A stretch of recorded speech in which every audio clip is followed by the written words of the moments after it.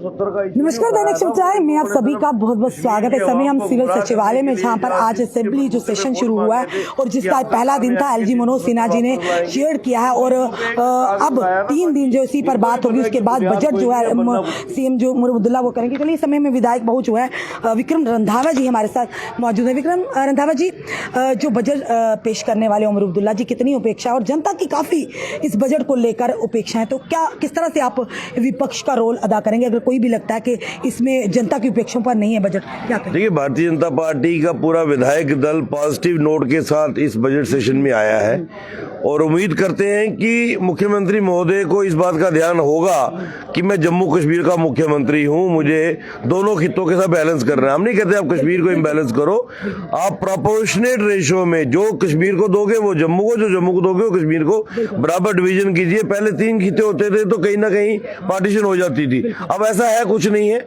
और मुझे उम्मीद है कि मुख्यमंत्री महोदय एक वाइडर विजडम के साथ सरकार भी चलानी है, सरकार में रहना भी है, सत्ता का सुख भी भोगना है, तो यकीनी तौर पर एक पॉजिटिव बजट लाएंगे। बाकी जब लेखा जोखा सामने आएगा तो हिसाब करेंगे। रंधावा जी, मैनिफेस्टो में एनसी के मैनिफेस्टो में तो बहुत सारी चीजें थी। 200 यूनिट बिजली फ्री की बात की गई थी, उसके 12 सिलेंडर साल के फ्री करने के लिए दे, और डेली वेजर को 100 दिन के अंदर पक्का करने की बात थी। पर वो काफी अब दिन हो गए, 100 दिन से तो ऊपर भी हो गए हैं, पर वो आज भी जनता उपेक्षाओं में है।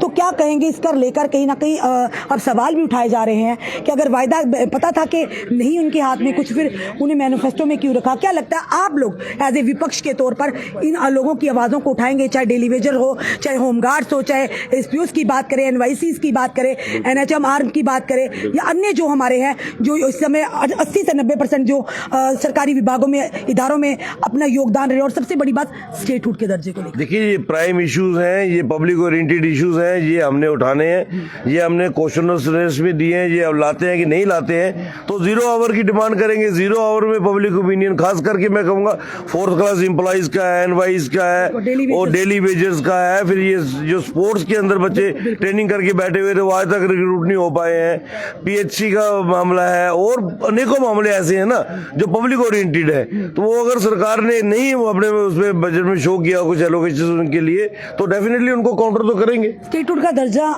की बात चल रही थी और अब्दुल्ला ने भी कहा जब तक स्टेटहुड का दर्जा नहीं मिलेगा तो हम पूर्ण तरह से जनता के लिए काम नहीं कर पाएंगे। तो ये तो जब वोट मांगने गए थे तब सोचना चाहिए था ना। वोट तो आपने यूटी के तहत मांगे हैं और लोगों ने यूटी की सरकार बनाने के लिए वोट आपको दिया है। आपने जो शपथ भी ली है वो भारत के संविधान की शपथ ली है ना।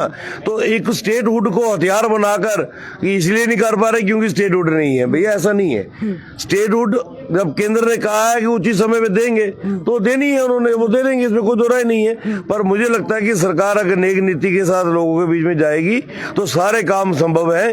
केंद्र सरकार का पूरा सहयोग इनको मिल रहा है।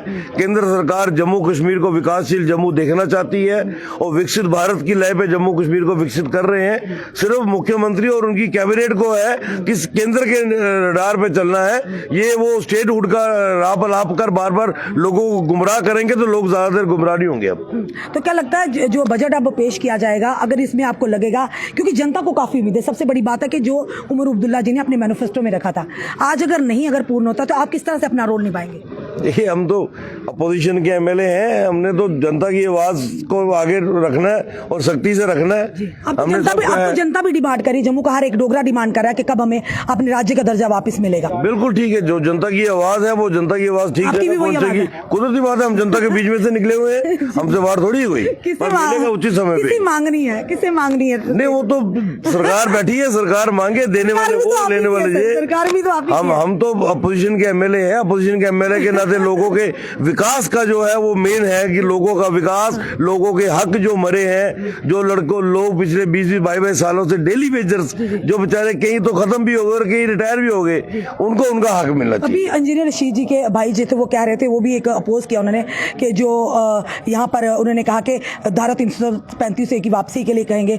तो हमने तो उनसे उनसे पूछा कि पहले ही केंद्र सरकार ने कह दिया कि क़यामत की आखिरी रात ताकि वो वापस नहीं आने वाला, तो उन्होंने कहा कि हम इसके खिलाफ बोलेंगे कि धारा 370 35 ए को लाया जाए। वो वही मैंने कहा ना, अब ये वो नाच ना जाने आंगन टेढ़ा, इनसे होना कुछ है नहीं है, पल्ले इनके है कुछ नहीं है, तो आ जाके क्योंकि मीडिया हाइप लेना है। और सबसे बड़ी बात है कश्मीर के लोगों को फोटो दिखाने की, देखो मैंने शोर किया 370 को लेकर, तो वही है, इससे ज्यादा और कुछ भी नहीं है। भारतीय जनता पार्टी ने साफ स्पष्ट कर दिया कोई भी अनकॉन्स्टिट्यूशनल या यूं कहे एंटी नेशन कोई भी बिल को वहां पर यानी कि नहीं एंटरटेन किया जाएगा। बिल तो बड़ी दूर की बात है, किसी एंटी नेशनल सोच को भी नहीं खड़ा होने देंगे यहाँ पर। कोई एंटी नेशनल व्यक्ति है तो पूरी तरह से तैयारी से उसका विरोध करेंगे। धन्यवाद। ये थे हमारे साथ विधायक विक्रम रंधावा जी। हमने इनसे सवाल भी किया, हर एक का सवाल किया, और इन्होंने भी कहा कि जो देश जम्मू कश्मीर के हित में होगा, और हमने स्टेटहुड की दर्जे की बात की, उन्होंने कहा केंद्र तैयार है और जब समय आएगा तब देंगे। कब आएगा ये हमें भी नहीं पता, क्योंकि हर एक जम्मू का डोगरा अब ये चाहता है कि हमें हमारे राजा महाराजों की जो रियासत है वो जल्द अज जल्द वापस मिले। डेली वेजर्स के मुद्दे, चलिए अभी तो शुरुआत हुई है, आगे देखते हैं आगे आगे क्या होता है, क्या विपक्ष अपना रोल जनता के लिए निभाता है, क्या लगता है जो बजट पेश होने वाला है जम्मू कश्मीर की जनता की अपेक्षाओं पर खरा उतरेगा। ये आने वाली सारी चीज़ें आने वाला समय बताएगा। फिलहाल आपका क्या कहना है, क्या चाहते हैं आप, ज़रूर कमेंट बॉक्स में लिखिए। किन किन चीज़ों पर, किन किन मुद्दों पर बात होनी चाहिए इस सेशन में। ये ना हो कि भटकाने के लिए वो मुद्दे उठाए जाएं जो कहीं ना कहीं जनता का जिनसे कोई लेना देना नहीं हो, जिनका कोई अस्तित्व ना हो। फिलहाल आपका क्या कहना है जरूर बताइएगा, इस वीडियो को शेयर कीजिएगा। जुड़े रहिए ऐसे हमारे साथ अगले अपडेट के लिए। जय हिंद, जय भारत।